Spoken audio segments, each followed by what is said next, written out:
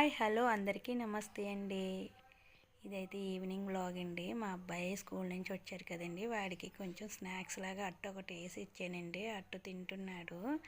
ఇది వచ్చి నేను గోధుమ పిండి ఒక ఎగ్ కలిపి బెల్లం కలిపి అట్టు అయితే వేసానండి. చాలా అంటే చాలా టేస్టీగా వచ్చింది. కొంచెం స్లోగా మీడియం మీద బాగా మీడియం మీద ఈ అట్టు అయితే కాల్చాలండి, లేదంటే కొంచెం మాడిపోతుంది. ఈ అట్టు వాడికి ఇచ్చిన తర్వాత చక్కగా వాడు కాళ్ళు చేతులు కడుక్కొని శుభ్రంగా అయితే కూర్చొని డ్రెస్ అది మార్చుకుని వచ్చాక ఇచ్చిన వాడు తింటున్నాడు. తర్వాత ఇక్కడ వచ్చి తోటకూర అయితే తీసుకున్నానండి. అబ్బా చాలా ఫ్రెష్గా ఉంది.